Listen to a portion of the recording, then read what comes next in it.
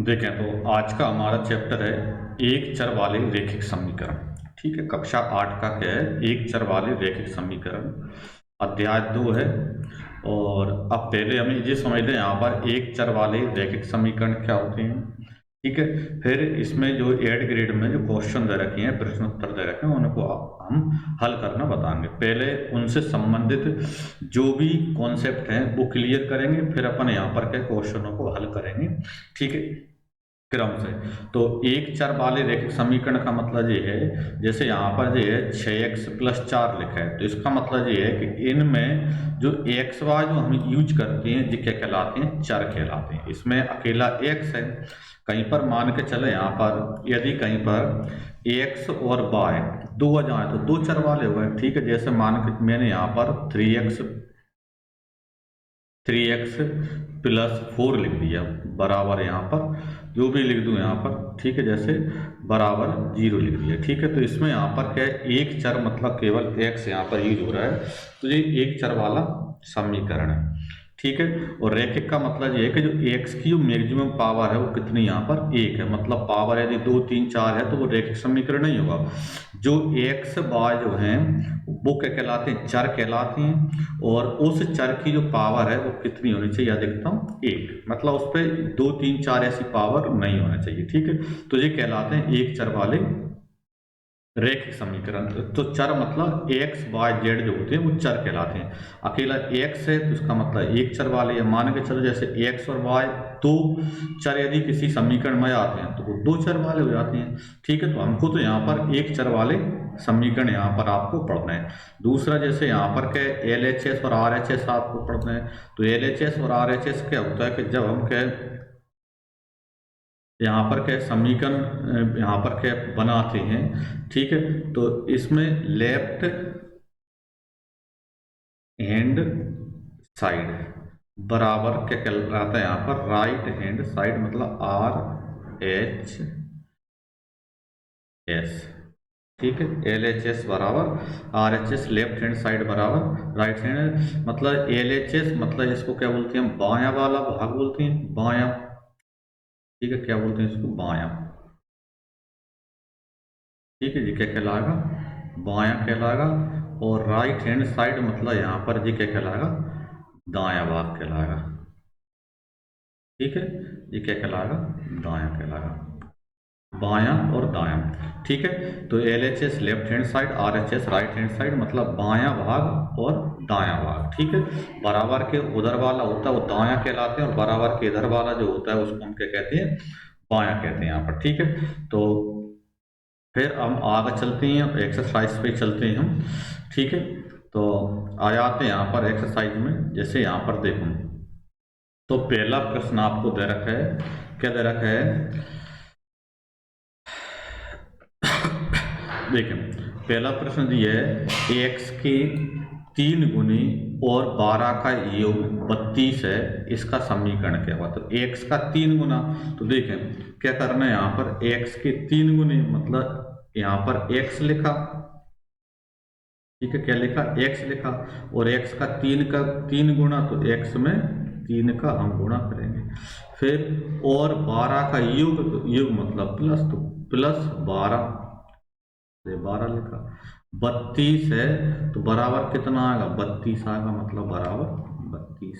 ठीक है, तो बराबर 32 लिखा, यानी 3x + 12 बराबर 32, यानी कौन सा है, तो इसका देखो यहाँ पर पहला वाला ही है, तो इसका आंसर पहला वाला इसका आंसर हो जाएगा। ठीक है, फिर इसके बाद दूसरे वाले पर जाओ यहाँ पर, तो देखें दूसरा क्या दिया है, 3x + 2 बराबर 13 का मान क्या हुआ। ठीक, का मान क्या हुआ मतलब इसमें x का वैल्यू आपको मालूम करना है, तो 3x + 2 बराबर 13। तो सबसे पहले क्या करते हैं, हमको जैसे x की वैल्यू चाहिए, तो लेफ्ट हैंड साइड में जो भी कुछ दिया होता है, बाएं भाग में जो भी कुछ दिया होता है उसको दूसरी साइड मतलब दाएं भाग को ले जाते हैं। तो इसमें सबसे पहले प्लस माइनस वाले को ले जाते हैं, और जब प्लस माइनस वाले को ले जाते हैं तो उनके चिन्ह बदल जाते हैं।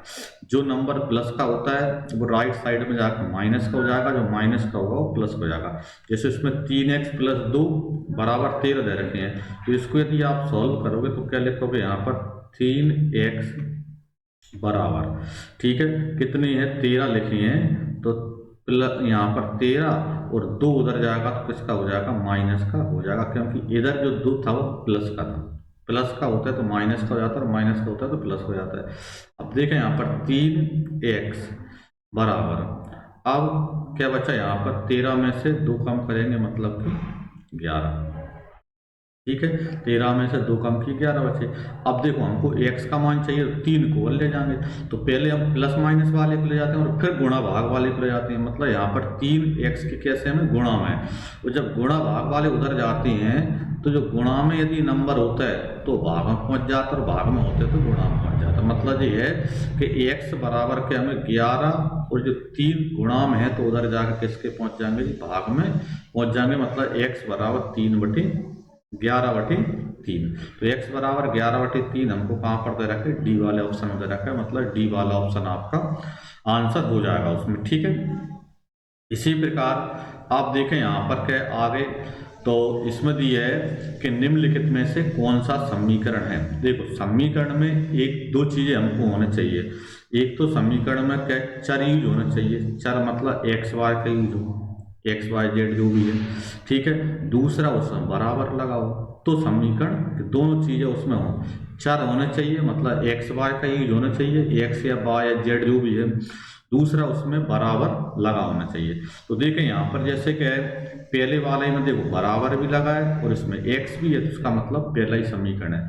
दूसरे वाले में बराबर तो लगा है बी वाले ऑप्शन में, लेकिन एक्स नहीं है, इसका मतलब समीकरण नहीं है। यहाँ पर तीसरे वाले में देखो बराबर नहीं है, इसका मतलब समीकरण नहीं है, ठीक है।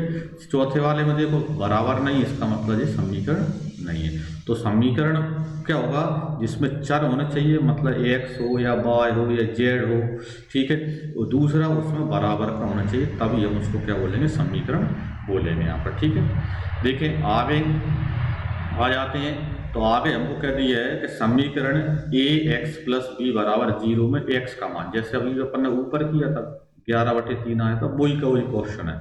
तो ए एक्स प्लस बी बराबर 0, तो यहाँ पर एक्स का मान चाहिए, मतलब ए और बी कोई नंबर है यहाँ पर, ठीक है। यानी आपको क्या, जैसे सबसे पहले बी को उधर ले जाएंगे, तो बी को उधर ले जाएंगे तो क्या बचेगा यहाँ पर ए एक्स बराबर बी उधर जाएगा तो किसका हो जाएगा, यहाँ पर माइनस का हो जाएगा, ठीक है।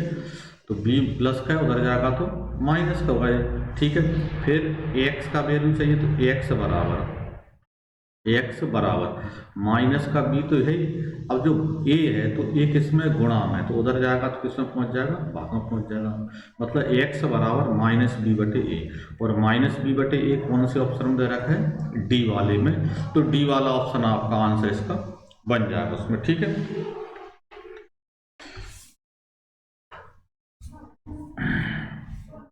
ठीक है, तो इसी प्रकार यहाँ पर आगे देखें, आगे हमको क्या दिया है, 3x + 5 बराबर x - 2 का सरलतम रूप क्या हुआ, ठीक है। तो देखें यहाँ पर 3x + 5 बराबर x - 2 का सरलतम रूप। तो इसमें हम क्या करते हैं, अभी अपन कर रहे थे वही क्वेश्चन जो है, इसमें x जो होती हैं उनको लेफ्ट साइड में लाते हैं, मतलब बाएं भाग में लाते हैं, और जो संख्या जो होती है उनको दाएं भाग में ले जाते हैं, मतलब राइट साइड में ले जाते हैं। तो देखो इसको जब आप सॉल्व करोगे तो क्या आएगा यहाँ पर, सॉरी, तो यहाँ पर क्या जो x है इसको इधर ले आएंगे, मतलब 3x और माइनस में x हो जाएगा, ठीक है। बराबर में देखो माइनस के 2 इधर रखेंगे, ठीक है, और 5 प्लस के हैं तो उधर जाएंगे तो किसके हो जाएंगे, माइनस हो जाएंगे, तो माइनस के 5 हो जाएंगे। अब देखें यहाँ पर, तो अब 3x में से 1x कम करेंगे तो कितने बचेंगे आपके पास, यहाँ पर 2x यहाँ पर बच जाएंगे, 2x, ठीक है। बराबर, तो बराबर यहाँ पर देखें तो माइनस के 2 और माइनस के 5, मतलब दोनों ही माइनस के, इसलिए दोनों क्या है, माइनस के 7 हो जाएंगे। अब हमको चूंकि x का मान चाहिए तो इधर से 2 को और उधर ले जाओगे तो x बराबर, चूंकि यहाँ पर क्या है, x का मान नहीं पूछा इसमें, यानी कि यहाँ पर 2x, अब -7 को उधर ले आए तो क्या हो जाएगा 2x, और -7 को क्या लेफ्ट साइड लाएंगे तो क्या हो जाएगा, यहाँ पर क्या है, प्लस का हो जाएगा, और बराबर क्या बचेगा आपका, 0 बचेगा, ठीक है, यानी कि 2x + 7 = 0, यानी कि कौन सा ऑप्शन आ गया आपका, सी वाला ऑप्शन आपका आंसर इसमें बन गया इसमें। ठीक है, तो इसी प्रकार अब हम नीचे जाते हैं। देखें तो नीचे देखें यहाँ पर क्या दिया है, 5x - 3 = x - 2। ठीक है, इसको यहाँ पर देखना है, तो यहाँ पर क्या दिया है, यहाँ पर क्या है 5x, देखो 5x, तो 5x और जो x इधर आएगा तो माइनस का हो जाएगा x माइनस का होगा, बराबर, तो बराबर यहाँ पर क्या है 2 हैं, और ये 3 को उधर ले जाएंगे तो 3 उधर जाएगा तो किसका हो जाएगा जी, प्लस का हो जाएगा। ठीक है, क्योंकि x वाले को हम लेफ्ट में करते हैं और बिना x वाला जो नंबर होता है उसको राइट में करते हैं। अब देखो 5x में इससे 1x कम करेंगे तो कितने x बच जाएंगे, यहाँ पर 4x बच जाएंगे। ठीक है, बराबर, तो ये बराबर 2 और 3 यानी कितने हो जाएंगे, 5 हो जाएंगे। ठीक है, तो x बराबर कितना हो जाएगा, यहाँ पर 5 और 4 अब गुणा में है, और गुणा में तो उधर जाएगा तो किसमें पहुंच जाएगा, भाग में पहुंच जाएगा, मतलब 5/4 हो जाएगा। तो इस प्रकार x बराबर कितना हो गया, 5/4 आपका आंसर हो गया, ये हल होगा इसका।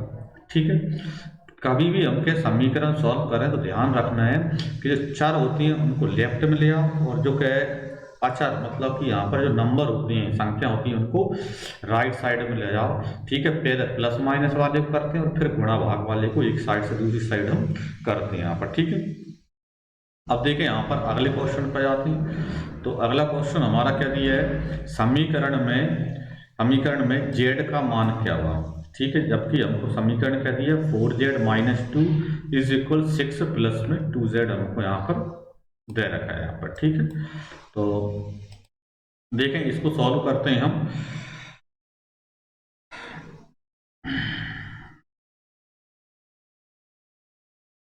देखें तो अब इसमें यहाँ पर चर अचर क्या है, तो इसमें चर अचर यहाँ पर क्या है, जो यहाँ पर क्या है जेड, यहाँ पर चर है, मतलब वहाँ पर जो एक्स था इस एक्स की जगह पर यहाँ पर जेड है, तो क्या यहाँ पर क्या है 4z। ठीक है, और 2z इधर लाएंगे तो किसके हो जाएंगे, माइनस के हो जाएंगे, तो माइनस के 2z। ठीक है, बराबर, अब कितने इधर रखें, यहाँ पर 6, और माइनस के 2 को इधर से इधर ले जाओगे तो माइनस के यहाँ तो किसके हो जाएंगे जी, प्लस के हो जाएंगे। ठीक है, अब देखो 4z में से 2z कम करेंगे तो कितने बचेंगे, 2z बच जाएंगे। ठीक है, बराबर, अब 6 और 2 यानी कितने जेड, कितने हुआ जी, 8 हुआ, तो 2z बराबर 8। अब z बराबर, तो z की वैल्यू चाहिए, तो z बराबर, अब देखो 8, अब 2 यहाँ पर किसके इधर रखें, गुणा के इधर रखें, तो इसका मतलब इधर जाएंगे तो भाग को जाएंगे, यानी कि अब आपको क्या करना है, 2 का भाग आप 8 में दे दोगे, और 2 का भाग 8 में देंगे तो देखो 2 एकम 2, 2 चौको 8, मतलब 4 बार भाग चला जाएगा। ठीक है, तो इस प्रकार z बराबर कितना मिल जाएगा आपको, 4 आपको आंसर मिल जाएगा, तो z बराबर 4 आपका आंसर हो गया उसमें। ठीक है, तो इस प्रकार आपका ये हल हो जाता है उसमें। ठीक है, देखें तो इसी प्रकार आगे चलते हैं हम। तो आगे हमको क्या दिया है, z/2 माइनस, देखो समीकरण क्या दिया है, z/2 माइनस 1/5 बराबर z/3 प्लस 1/4। ठीक है, तो देखो क्या दिया है, z वाले नंबर को एक साइड लाएंगे, मतलब z/2, ठीक है, और -3 बटे, सॉरी z/3 जी भी,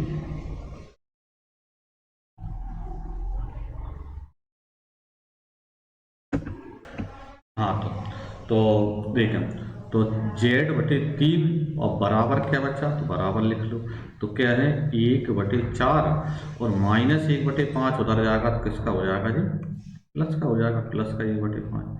अब देखो z/2 में से z/3 हटाना है, माइनस करना है, मतलब तो हम जानते हैं कि इनका क्रॉस गुणा करते हैं। ठीक है, पिछले चैप्टर में हमने क्या बटे वाली संख्याओं का जोड़ना और घटाना आपको बताया था यहाँ पर। ठीक है, तो पहले 3 का गुणा इस जेड में करेंगे तो कितना हो जाएगा 3 जेड, फिर माइनस है तो माइनस लगा देंगे, 2 का गुणा जेड में करेंगे तो 2 जेड, और बटे में नीचे वाली संख्याओं का आपस में कर देते हैं, मतलब 3 का 2 में गुणा करेंगे 3 दूनी 6 बराबर। इसी प्रकार 5 का गुणा इस वाले 1 से करेंगे तो 5 एकम 5, बीच में प्लस है तो प्लस लगा दो। 4 का गुणा इस वाले 1 से करेंगे तो 4 एकम 4, और बटे में 5 और 4 का आपस में करेंगे तो 20 हो जाएंगे। ठीक है, अब यहाँ पर क्या बचा आपके पास, देखो ऊपर 3 जेड में से 2 जेड कम करोगे तो 1 जेड बच जाएगा, और बटे में कितने 6 बराबर कितनी है 5 + 4 यानी कि 9, और बटे में कितनी है 20।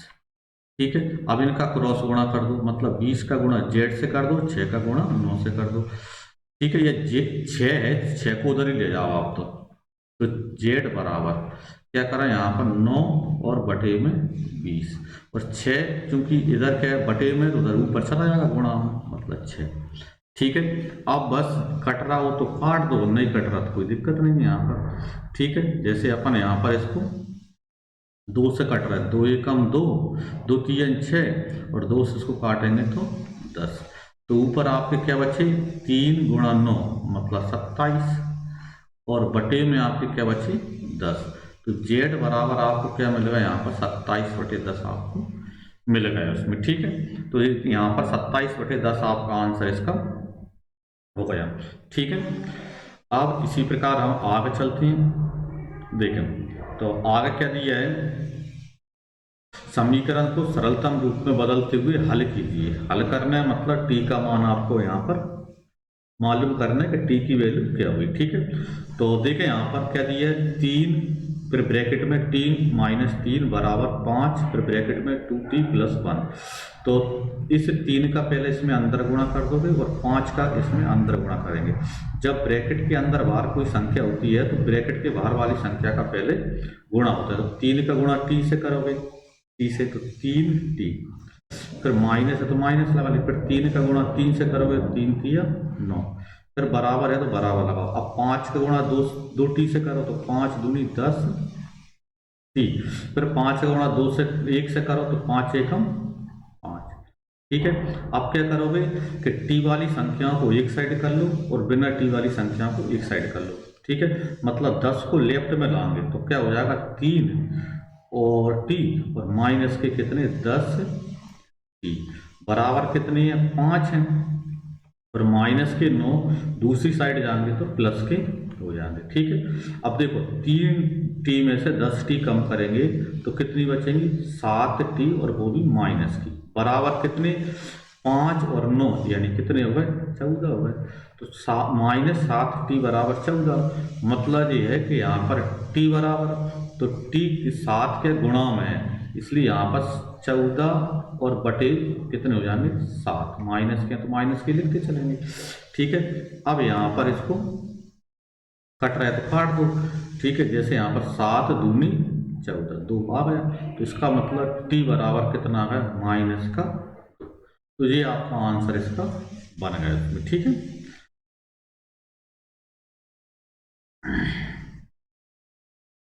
देखें इसी प्रकार आगे बढ़ा देते हैं। आगे क्या दिया है, समीकरण को हल कीजिए। क्या दिया है x बराबर 2/5 × x + 10 है, तो इसमें देखें यहाँ पर 5 का इधर गुणा करेंगे, सबसे पहले बटे में है तो इधर आएगा गुणा में जाएगा, तो 5 का x में गुणा करोगे 5x हो जाएगा। ठीक है, बराबर देखो 2 ब्रैकेट के बाहर है तो उसका अंदर गुणा करोगे, 2 का x में 2x, फिर प्लस, फिर 2 का 10 में करेंगे यानी 2 का 10 को गुणा करेंगे तो 20। ठीक है, अब जो 2x है इसको हम इधर लाते हैं तो माइनस का हो जाएगा, मतलब 5x - 2x बराबर कितने बचेंगे आपके पास 20 बचेंगे। ठीक है, यानी 5x में से 2x कम करोगे तो कितने बचेंगे 3x बच जाएंगे, बराबर कितनी है 20, तो बराबर में 20। ठीक है, अब x बराबर निकालेंगे तो x बराबर निकालेंगे 3 को उधर लेंगे, चूंकि 3 कैसे गुणा में तो उधर जाएंगे तो भाग में पहुंच जाएंगे, मतलब 20 और बटे में 3, तो आपको क्या मिला यहाँ पर 20/3 आपका आंसर यहाँ पर बन जाता है उसमें। ठीक है, देखें अब अगला क्वेश्चन हमारा क्या है, क्या दिया है, समीकरण हल कीजिए। एम माइनस 1/2 बराबर 1 माइनस एम माइनस 2/3। इसको हल करना है तो सबसे पहले बटे में जो दिया है इसका क्रॉस गुणा करेंगे हम, 2 का गुणा एम से करना पड़ेगा आपको, तो कितने हो जाएंगे 2m। फिर माइनस, अब देखो माइनस का इसमें गुणा करेंगे तो माइनस का m और माइनस प्लस का 1 हो जाएगा। ठीक है, बटे में कितने 2, तो बटे में 2 बराबर 3 का गुणा 1 में करेंगे तो 3। अब माइनस का इसमें करेंगे तो माइनस का m और माइनस प्लस के 2 बटे में 3, तो बटे में 3 कर लिए। ठीक है, तो यहाँ पर अब देखो 2m में से 1m कम करेंगे तो यहाँ पर तो क्या बचेगा आपके पास, m बच जाएगा प्लस 1 और बटे में कितनी है 2 बराबर कितनी है माइनस का m 3 और 2 यानी प्लस की कितनी है 5।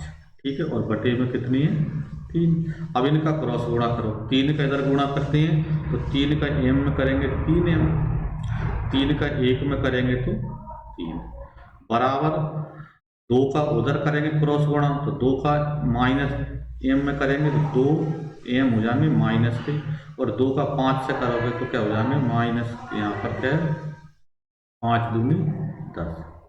ठीक है, यानी कि यहाँ पर आगे बढ़ाएं इसको, तो अब 2m को इधर लाएंगे तो 3m तो है और माइनस के 2m है तो इधर आके किसके हो जाएंगे प्लस के 2m बन जाएंगे। बराबर क्या दिया है 10। ठीक है, अब 3 जो हैं इनको उधर ले जाएंगे राइट साइड में तो ये माइनस हो जाएंगे क्योंकि प्लस के इधर रखेंगे।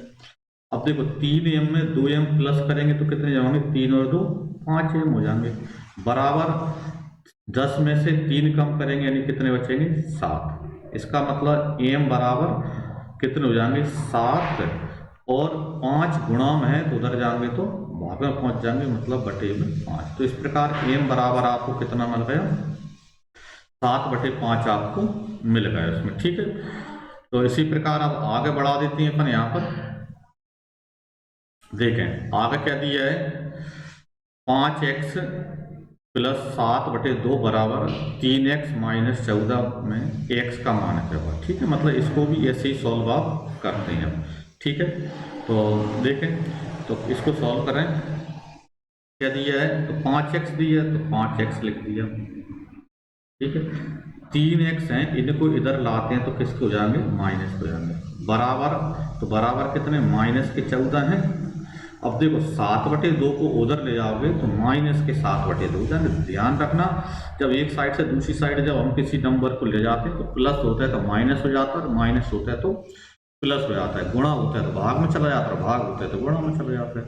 अब देखो 5x में से 3x कम करेंगे तो कितने बचेंगे 2x बराबर इनको सॉल्व करते हैं तो यहाँ पर 2 का गुणा 14 में करेंगे, पहले 14 दूनी 28 हो जाएंगे माइनस के। ठीक है, और माइनस का 7 और बटे में कितने 2। ठीक है, यानी कि यहाँ पर तो 2x बराबर कितने माइनस के 28 और माइनस के 7 मतलब माइनस के 35 हो जाएंगे और बटे में कितनी है 2। ठीक है, यानी x बराबर 2 गुणा में है उधर जाएगा तो भाग में पहुंच जाएगा मतलब -35 और बटे में तो 2 नीचे आएगा तो 2 का 2 से गुणा हो जाएगा, 2 दूनी 4 हो जाएगा मतलब -35/4 आपका आंसर इसमें बन जाएगा उसमें। ठीक है, देखें तो अब अगला क्वेश्चन हमारा क्या दिए समीकरण में f का मान क्या होगा, 13वां क्वेश्चन है। तो समीकरण में f का मान क्या होगा मतलब यहाँ पर x की जगह पर f दिए तो उससे कोई प्रॉब्लम नहीं है। तो देखो इसमें भी पहले 0.25 का इसमें अंदर गुणा करेंगे और 0.05 का इसमें अंदर गुणा करेंगे। ठीक है, तो 0.25 का गुणा किस में करोगे 4 में करोगे तो 25 चौको 100 यानी कि यहाँ पर 1 आ जाएगा तो 1 f तो 1 अकेला f लिखा हो जाएगा। और 0.25 का गुणा 3 में करोगे तो -25 × 75 मतलब 0.75। ठीक है, बराबर अब 0.05 का गुणा 10 से करोगे तो ये हो जाएगा 0.5। एफ, ठीक है। फिर 0.505 गुणा 9 से करोगे तो 9 5 45, मतलब माइनस का 0 दशमलव कितना हो जाएगा यहाँ पर 45, ठीक है। अब इसके बाद वही सिस्टम है कि एफ वाले को एक साइड करो और बिना एफ वाले को एक साइड करो, तो 0.5 को इधर लाएंगे तो क्या हो जाएगा एफ माइनस 0.5 एफ, ठीक है। बराबर कितनी है, तो बराबर 0.45, और इधर के 0.75 को उधर ले जाएंगे तो ये प्लस के हो जाएंगे, ये माइनस के हैं, ठीक है। तो कितने 0.75, ठीक है। यानी एफ में से 0.1 हटाएंगे, मतलब एक में से आधा कम करेंगे तो यहाँ पर बचेगा 0.5 एफ बराबर। तो अब देखें यहाँ पर तो 0.45 है माइनस के हैं और 0.75 जो है वो किसके हैं प्लस के हैं, तो अलग अलग चिन्ह के हैं इसलिए घटेंगे। तो कितने बचेंगे यहाँ पर क्या है, तो ये बचेंगे 0.30, ठीक है, ये बच जाएंगे। इसका मतलब आपको एफ का वैल्यू चाहिए, तो एफ बराबर क्या बनेगा आपको 0.30, और जो क्या है 0.5 है जो भाग में पहुंच जाएगा तो 0.5। अब इसमें भाग देंगे तो देखो दशमलव के बाद ऊपर 2 अंक है और नीचे 1 अंक है, तो दशमलव के बाद आप कितनी भी जीरो लगा सकते हो, इसको भी आप लगा लें, ठीक है। अब यहाँ पर आप देखें तो इसको सॉल्व करना है, तो देखो दशमलव से दशमलव आप हटा दो, 0 से 0 कट जाएगा, तो एफ का मान आपको कितना मिल जाएगा 3/5। तो इस प्रकार एफ बराबर कितना होगा 3/5 आपका आंसर बनेगा उसमें, ठीक है।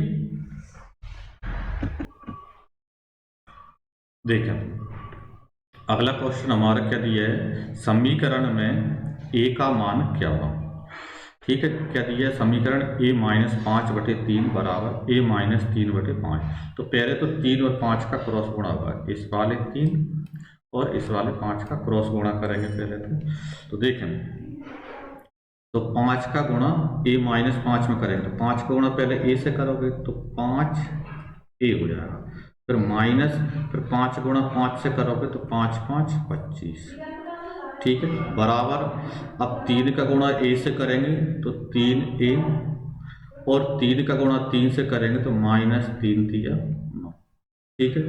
अब माइनस जो 3 है 3a है, इसको इधर 5 की साइड ले जाने तो 5a माइनस 3a हो जाएगा, बराबर कितने हैं तो -9 और प्लस -25 हैं, तो इनको इधर ले जाएंगे तो +25 हो जाएंगे।